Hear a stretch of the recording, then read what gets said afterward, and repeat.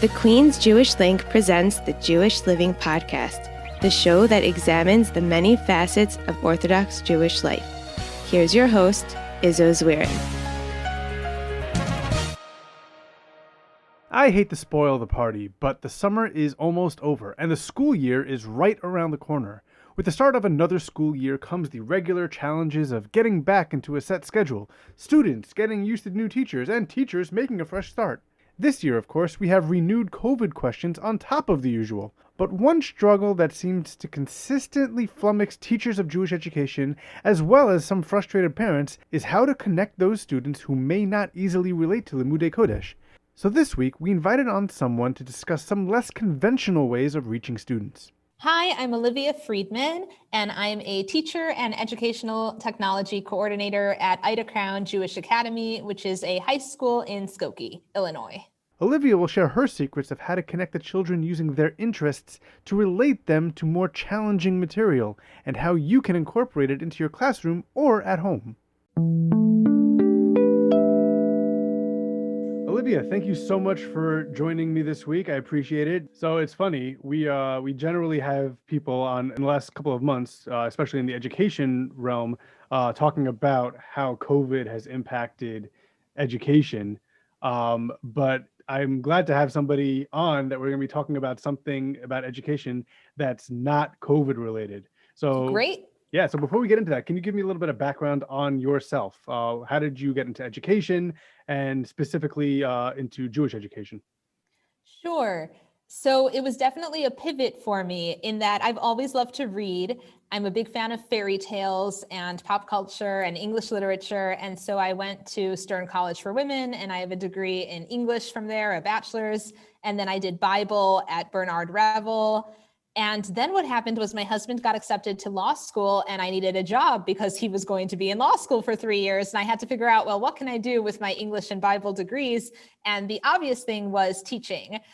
And I say that a little glibly because I really have always been interested in teaching. And to some degree, I have been teaching for a long time in various formats. I was into blogging back in the day when blogs were big. And I also had some not so great experiences with Jewish education myself. And I really didn't want other students to have to suffer through what I did. And so there was very much a desire to fix the negative experiences I had had.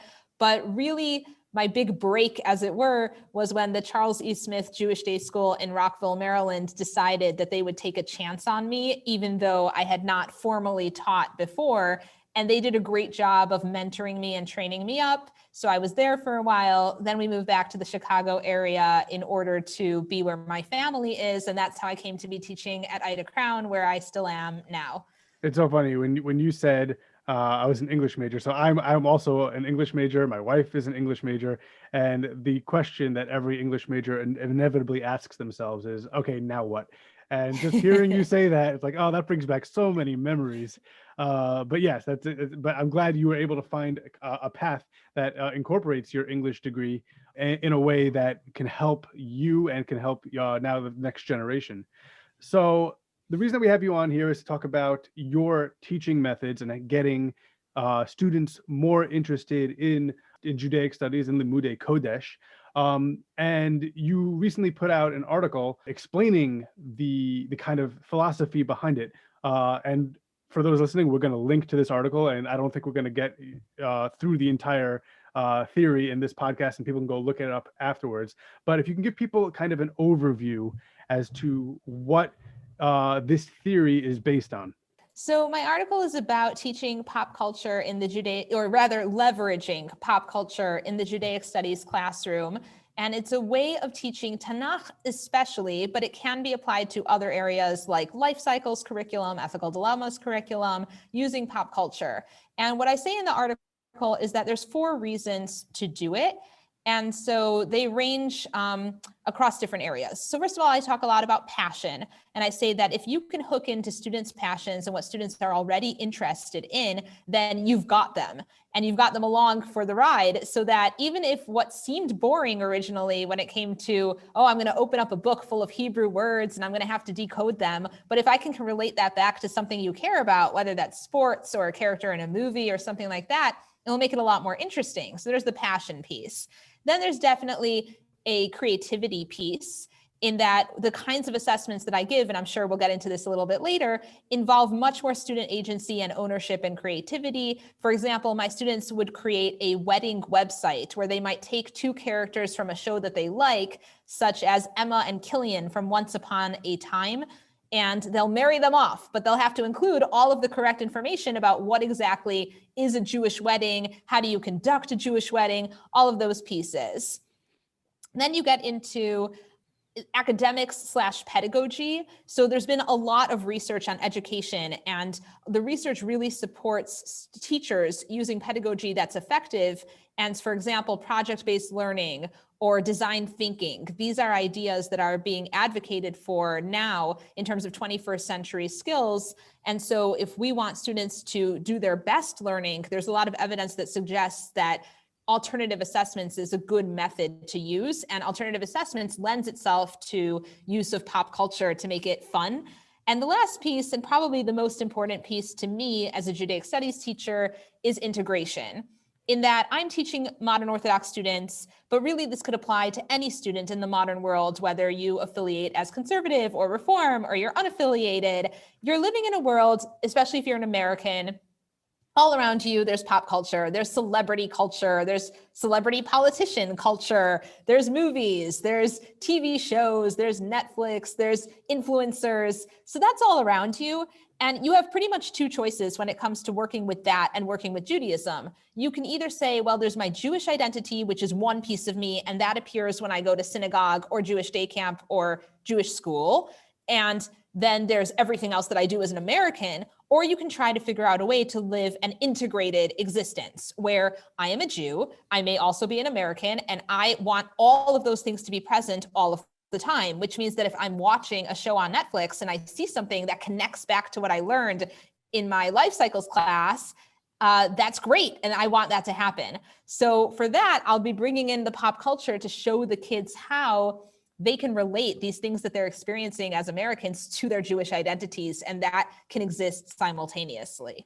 Okay, so that's a nice overview. I want to go into each one of those different sections a little bit deeper. So we'll go in order. So let's start with passions. So just as a reminder, passions we relate to what their current passions are. The main question that I have on this, as also a former teacher, no, not also, as a former teacher, the issue that a lot of teachers face is that not everybody is on the same educational level in your classroom. I taught in a small yeshiva where I had, at any given point, the entire grade of that school. And when you have the entire grade, there's obviously going to be some kids that can learn at a higher level and some kids that don't learn on such a high level. But if you're relating it back to passions, I don't want to ask you about how you relate it, how you talk to different students of different abilities. I want to talk to you, how do you talk to students with different passions? So you mentioned that you give an example of Once Upon a Time. All right. And then you have a student that doesn't watch that show, or you have a student that all I care about is sports, or all I care about is music, or all I care about is this one particular thing. How do you maybe relate all of these things to a larger classroom with a bunch of different passions? 100%. So first of all, I don't think that you're necessarily going to touch on every single student's passion, and that's true, right? We know that to be true. But what we can do is we can drop in where possible. And here's what I do. At the beginning of the year, I give all my students a Google form. And in the Google form, I call it the Learning More About You form. I ask them, what's your favorite song? What's your favorite book? What's your favorite movie? What's your favorite TV show? All of those things. Then I read them. And it could be that it doesn't even necessarily relate to the lesson explicitly, but I can mention that I at least read them because something will come up and I'll say, well, I know that you like the Bulls and I noticed that. And so I think there's also that element of just caring about the student and letting them feel heard, even if I haven't designed an entire project or an entire unit or an entire lesson around their passion. So there's definitely a piece of this that's about teacher-student relationship and connection where passion can be sprinkled in, but it isn't necessarily the whole unit.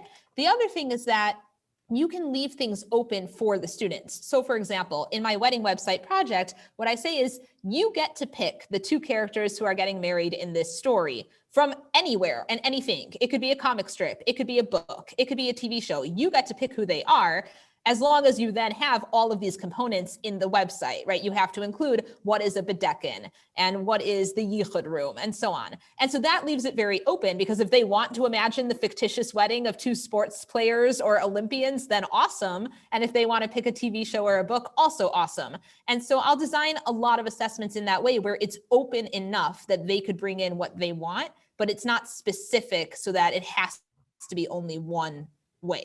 It's not only about relating it to the student themselves, it's also about letting the student know that you're interested in their interests.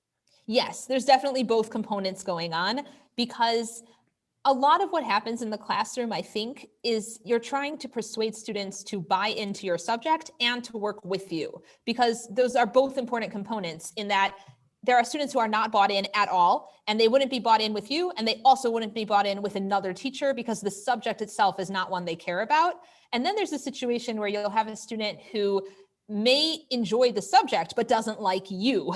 And Right. So they'll learn, but they won't learn from you. And so if you want to try to work on both of those fronts, then you want to try to create a classroom where A, hopefully the subject is interesting in some way, shape, or form to the kid, but B, even if it's not, the student learns that you as a teacher are someone who's interested in them, respects them, is willing to hear them out, cares enough about their recommendations, for example, that you'll follow up on their recommendation. If they recommend a book to you to read, you'll read the book and then you'll talk to them about it. There's a lot of goodwill that can be earned if you do that, of course, in a sincere way, right? You cannot do that, I'm only doing it so I can get my students to listen to me. That won't work well.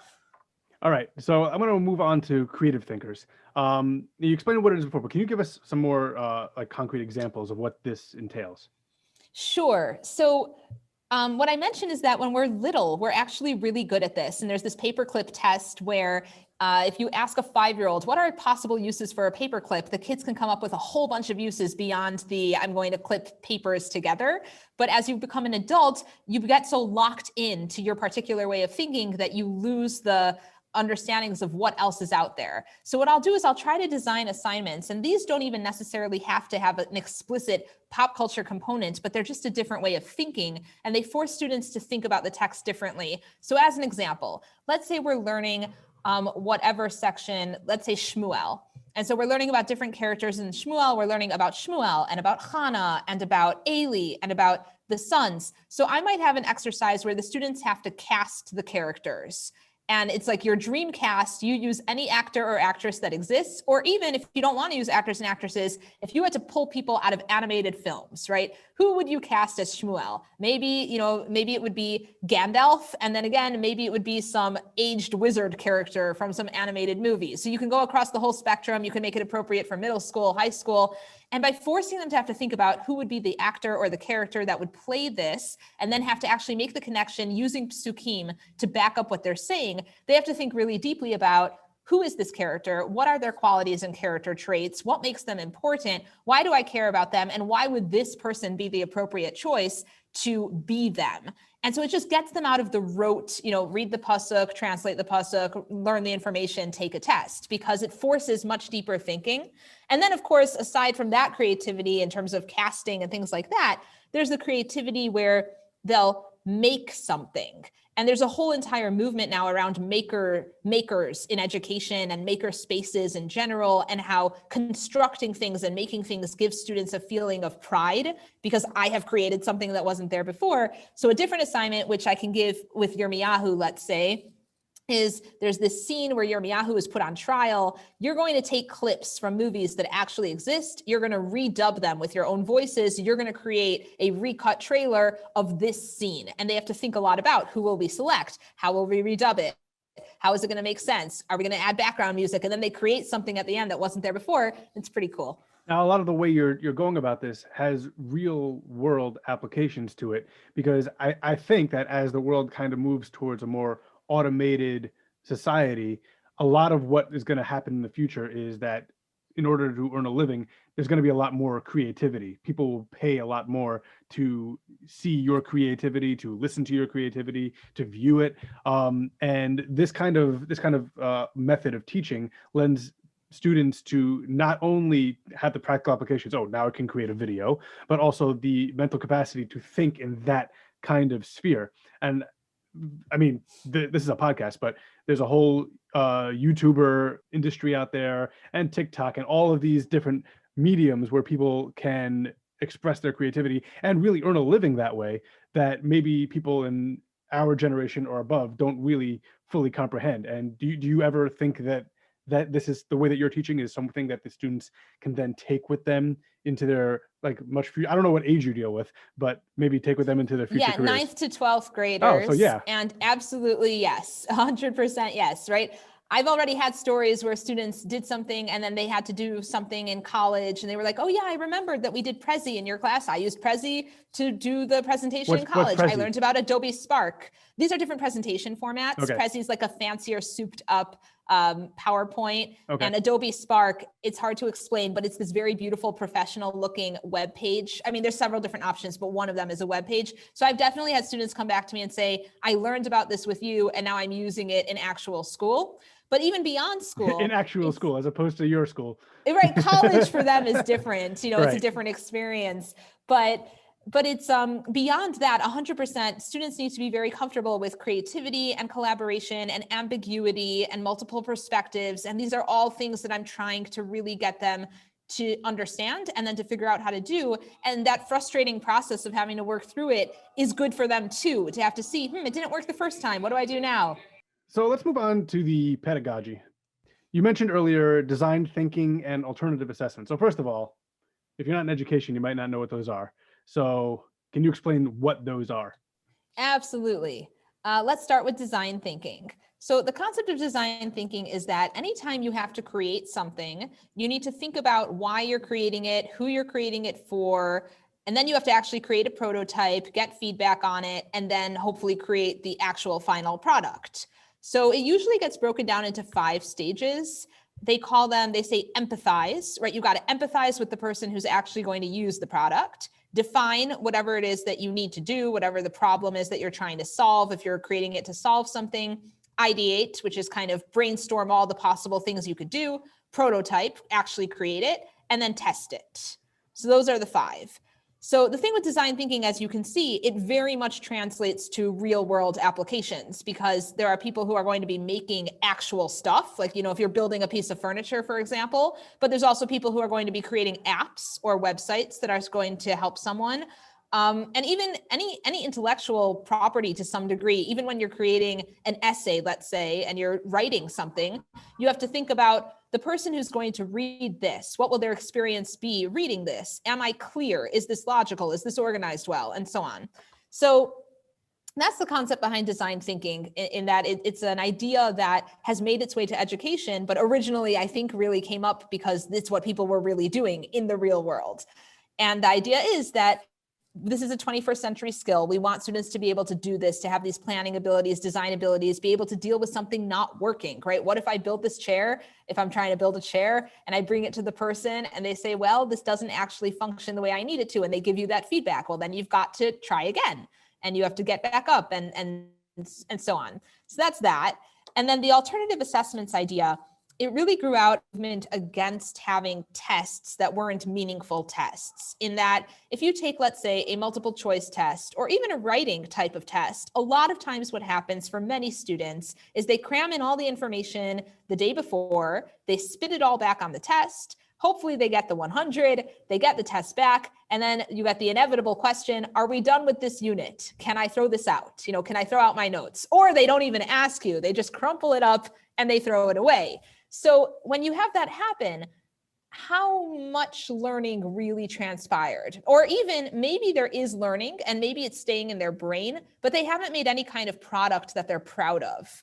And that's not great, because it's good to be able to take pride in your learning and in your knowledge. So alternative assessments are ones where you're creating something that is either inherently valuable Or even if it's not inherently valuable, it's something that you would be really proud of and proud enough, hopefully, to show it to people other than your teacher. Maybe you would show it to your parents. Maybe you would show it even to outside people if it's an industry type of product, and show, like, if you were designing an app and you create the app, and maybe you would show it to people in the field who do those sorts of apps. And that also goes into something called authentic assessments, which is where you create them for an authentic audience, whether it's parents, whether it's people who are in that discipline, and you showcase it. And that's part of something called project-based learning or problem-based learning. Tikva Wiener, who's at the Idea School in New Jersey, is the one who's really developed that in a major way, and who has these celebrations of learning that are showcases where people from the community can come and see what her students have made. So she's a really interesting person to talk to as well on that idea. So I just want to give you one comment on design thinking, and then I want to go a little bit further into alternative assessments. So I love the concept that different industries borrow ideas from other industries. So you mentioned that design thinking really is more of a kind of a marketing strategy, and then that education kind of borrowed it. Yet literally yesterday, I work in healthcare as a profession, and my boss was running a big webinar for the entire company, and he said, "Does anybody know what the healthcare acronym FIFO means?" And everybody, like most people, knew that it stands for first in, first out. And I went over to him afterwards, and I'm like, "That's an economics term. Like that is definitely originated in economics." He's like, "Oh, I only ever heard of it in terms of healthcare." I'm like, no, it's an economics term. But it just showing me that a lot of industries, it's not just education, and it's not just healthcare. A lot of industries are borrowing research that other industries have produced, and the fact that we're using them in other capacities, it's really cool. It's a really cool thing to watch in real time. But I wanted to go on to alternative assessments, because when you said alternative assessments, my first thinking was, I'm talking to the pop culture educator, right? And my first thought was Daniel Tosh. I don't know if you're familiar with Daniel Tosh. I don't even know if Daniel Tosh is cool anymore. Comedian. He used to have a show on Comedy Central called Tosh.0, or maybe he still does. And one of his stand-up bits was where people say, "Oh, I'm really smart, just I'm not a good test taker." And his response is, "Oh, you just conveniently forget the parts when we have to test you on the things that you know." And my response to that was like, I wasn't a good test taker, but I'll tell you what I was really good at. I was really good at research, composing my thoughts, and putting them down on a piece of paper and presenting them. I was always good at presenting. I was always good at talking, and I was always good at organizing my thoughts in a cohesive manner, but I just couldn't memorize things.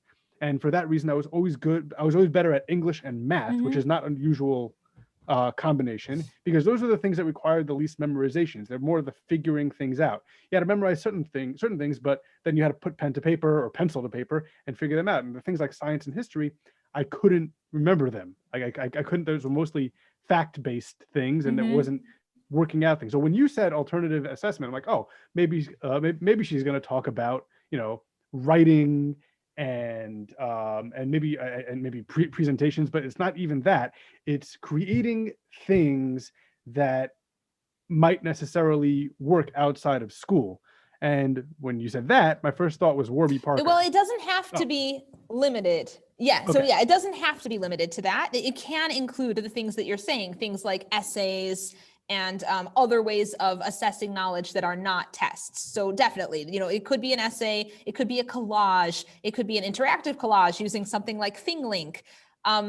All of those are on the table for sure. So yeah, I jumped to, I guess, the pop culture components and the ones where really I jumped to what's called authentic assessments more than alternative assessments. Authentic assessments really go to the next level where you have created an authentic product in some way that could be valuable even beyond school, or the skill that you learned creating that product could be valuable even beyond school. But they're both important, alternative assessments and authentic assessments, and you could use both and do both. So I want to get into the authentic assessments, and I'm going to give you the example of the glasses company Warby Parker, because that was started in a college or a grad school as a grad school project, and they turned it into a business. So my question to you is, have you seen any of your students be creating something in your classroom where that related to Judaic Studies, Tanakh, however they're doing it, that can be or has been brought out into the mainstream?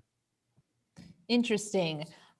Not to my knowledge, I can't think of something where I explicitly said, create this, and then that bled over into an actual business model or anything like that. But first of all, I don't always know, meaning, I'm teaching these kids during high school, then they go on to college and beyond. And for all I know, down the line, there comes a point where they are using something that's a throwback to high school. And I just have no idea because Right. they've moved on to a different aspect of their life. That having been said, also, just because it's not happening in my school doesn't mean it's not happening at all. And that's where I would refer you back to Tikva Wiener. Tikva spent a lot of time looking at High Tech High, which is a school in California that got featured in a film called Most Likely to Succeed. And they've done really cool things. And one example of what they've done is, let's say they were teaching science and food science, and they had to figure out a way to learn science. Well, one thing that they did is they actually created a food truck, like an actual food truck, where the students were responsible for knowing how to be safe food servers and cooks and create the food, serve the food, actually go out into the community, have people in the community buy it. They were responsible for figuring out profit margins, all of that. And so you had all these different pieces involved in terms of leadership and math and science and so on. But that's something beyond what I'm doing at Ida Crown. Like, that's kind of next level. Okay. So let's move on to the fourth aspect, which is the integration into Jewish life. Now, this is the part where people listening are going to be like, okay, this is the crux of the issue. So all of the things until now were not necessarily strictly related to Judaism. Everything is more of an educational theory. The way we were talking was how you integrated it into Judaism. But this part is really the crux of A, why we have you on this show to begin with, and B, why it's an interesting topic. So unfortunately, I'm going to come at this from a little bit of the negative side. So firstly, has there been any pushback? Sure, go ahead. Has there been any pushback? Like, do people like think, all right, pop culture is nice, but I really want to keep my pop culture separate from my Judaism? Now that pushback can come from school staff, students, or parents, or anybody else. Yes, 100%. There's definitely pushback to this model, which I understand. And it can come from several different areas, right? One area could be the view that I want my students to learn really strong skills, the skills of how to learn Chumash, the skills of how to learn Gemara. And I just do not have time in class to do anything other than the traditional model of skill building, decoding, reading Parsha Nut. Like, that's really where I want to spend my energy. And I totally respect it. Like, I understand that completely. And if that model is working for this teacher and they're getting the engagement of the student, students are thriving in that model, great. I have found that not every student does thrive with that model, which is part of my concern. But I think there is value 100% to it. Then there's the perspective where we get concerned about, well, how will students tell the difference between things that are holy and things that are not, right? You're trying to suggest that Torah is a very holy occupation, and then you're going to go and compare Torah to something that you saw in Wonder Woman. Like, isn't that demoting or denigrating the Torah? And that's really where I disagree, because I'll make clear to the students that I view the Torah as a guidebook for life. I view the Torah as divine. I view it as, God-given. And anything that I'm trying to show you in class, if I'm bringing in Star Wars, if I'm bringing in whatever it is that I'm bringing, I'm doing that to show you, isn't it cool that this document that guides our lives, that is, thousands of years old, you can still see reflected in the modern culture that you consume. You can still see this aspect and go, wow, that clarifies, or that's a great visual depiction of this concept that was in the Torah first. And so I'm doing a lot of stressing, this was in your own religious heritage first. And what you find that excites you outside of your religious heritage, it's great that it's exciting to you and that you're enjoying it, but isn't it even cooler to see that those same aspects are actually here and you could delve into them within, where you're coming from? So I think that critique, in the hands maybe of someone who's not sure how to do this, maybe it would be a problem. But when it comes to me, I don't think any of my students are walking out with the impression that I think that the Tanakh is the same as Wonder Woman, for example. So the next question that I have for you on this is, I live in New York, you're in Chicago. I don't know much about Ida Crown, but from this conversation and from the website that I'm looking at right now on Ida Crown's website, Ida Crown's probably a modern Orthodox like strictly modern Orthodox Yes. school. Yes. Do you think that your program, your work, your methods can work in a more right-wing environment? I think it can, because you just have to take from the media that would be considered appropriate, and that really depends on the school. So in some schools, students do read fairy tales or watch Disney movies, even if they wouldn't necessarily be exposed to other contemporary stuff. And so you can pull from whatever it is that the students do know. And so if they know Disney stories or if they know fairy tales and that's the pool that you're pulling from to try to make connections to them, great. Some students are interested in sports, and sports is okay, or sports teams are okay. So I think a piece of it is really just within the school, what would be the pool of American culture that is deemed acceptable? And if that pool exists, is there any kind of interplay? You also don't want to force it, right? You don't want to make it, I'm going to try to find this really not correct like connection between baseball and Torah just for the sake of it. That's not going to work either.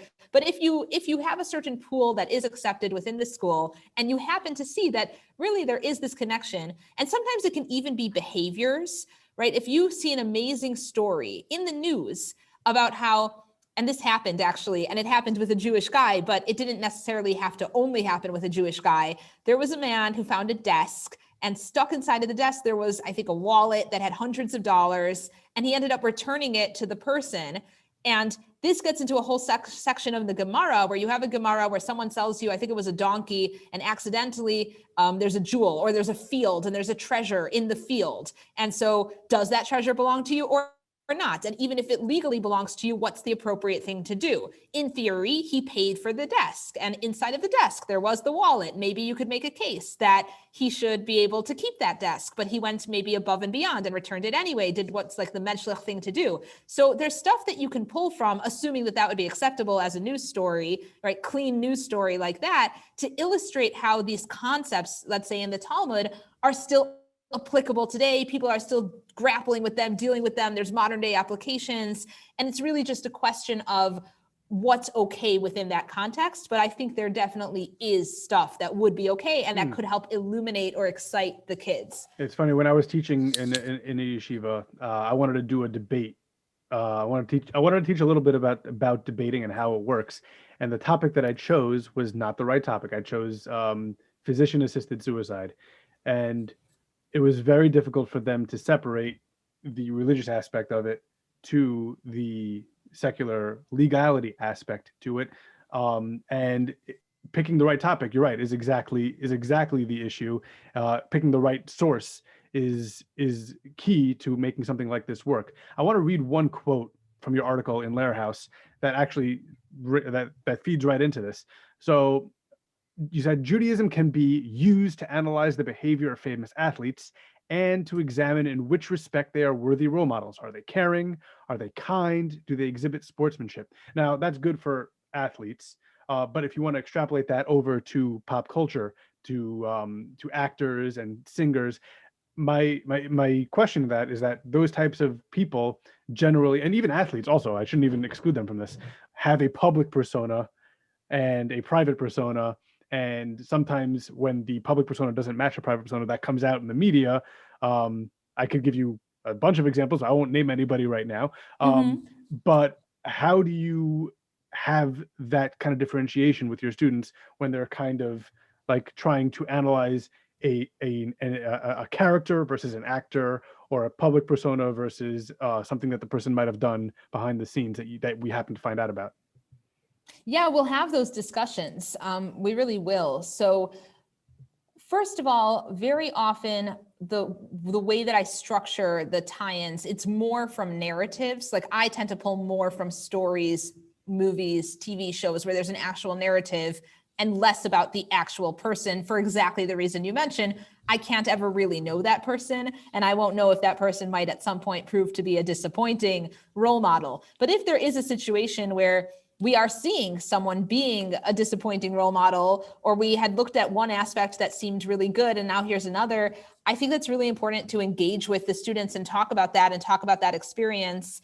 And that experience, of course, is not limited even only to athletes. Unfortunately, you'll have that experience within the Jewish community where you'll have someone who's a really important figure that people may have looked up to, a rabbi or whomever it may be. And then you'll find out some piece of information about how they've been behaving. It will make the news. God forbid there will be a scandal. And what do you do then? And that's a really big discussion that not only are teens having, but adults are even having in terms of what those people created, right? Do I still use what those people created or do I not? Because I know that the source from which it came is not good. And you get into precedent with Elisha ben Avuya and Rav Meir. And Rav Meir's approach was, well, I'm going to take the seeds from the pomegranate, as it were, and I'll leave out the peel. Like, I think that there is still something to rescue. But there's other people who feel like once someone has done something, whatever it is, that's so egregious, we have to just like leave them by the wayside. We shouldn't use them as a role model for anything. And I think having that ability to candidly acknowledge that this is a fact of life and that this can happen and where do we go from here and what is the Jewish precedent for it can be very valuable. That's kind of the separating the art from the artist discussion. Yeah. Are there areas of pop culture that are inherently counter to Judaism? And if so, how do you deal with that? So I am definitely selective about what I bring into my classroom. We also have a situation in my classes where I'm teaching either a class of only boys or a class of only girls. And so it may be different if you have a co-ed situation of what you do or don't bring. But for example, there's people or images that I just would not bring within a certain context because it would not be appropriate for those students or for that context. And what I do is I don't walk in and say, I'm going to decide for you what is or isn't okay. But what I do is I'm very thoughtful and intentional about whatever it is that I'm bringing in and whatever it is I've chosen to show them. So I won't just show them any particular thing that could connect. It will be something where I feel like, A, this connects, B, this is appropriate, C, I think that this will deepen their appreciation for what we're studying. And it's hard for me to give a blanket answer to, this is off limits and this isn't, because a lot of it depends on what it is your students are already imbibing and what they see and what's on their mind and what's acceptable within your particular school or school system. So I can't give you as clear of an answer as I might like, because a lot of it really is dependent on the student body. All right. So here's the big question. Does it work? Yes, it does. And how I know is that I have testimonials from students and from parents where people have written and said, this was so creative. My child took such joy in this. My child really enjoyed showing this to me. They were excited to show me the recut trailer that they made. They brought this up during dinner and it was, dinner table discussion. I've had students come back after their gap year in Israel or even after college and visit because they've come back just to visit the school in general and say to me, I want you to know, I forgot pretty much everything in a bunch of my classes, but I remember all your projects. Like I remember my Tanakh projects. In fact, I've had students email me when they're in, the year in Israel or in college saying, can you help me find that, social media thing that I created? I want to show it to my teacher here. I think that they would enjoy it. So the fact that they're thinking about it years afterward clearly means that it made an impression. And then beyond that, when you give students an assignment that hopefully they find enjoyable, and you also give them the time in class to work on it, because I don't give them a difficult assignment and then say, go home and do this on your own time, right? I give them the assignment and I support them in it. They're in class with me. I'm available. I'm there to help them and to guide them and to make sure they're successful. Then they also have a feeling of this teacher cares about me. So beyond the actual chumash that is learned and the assessments and the projects that are created, there's a relationship that gets formed. And so I'm in touch with a lot of my students from years prior. I follow their social media, they follow my social media. And so I get to maintain that relationship, and that's really nice as well. That leads me perfectly into the next question. Where can people find you? Where can people find more about what you do? Sure. Yeah. So I'm Olivia Friedman. I teach at Ida Crown. I'd be happy for anyone to email me if they wanted to follow up on any of this. So that's O Friedman, Fried like in dog, MAN @icja.org.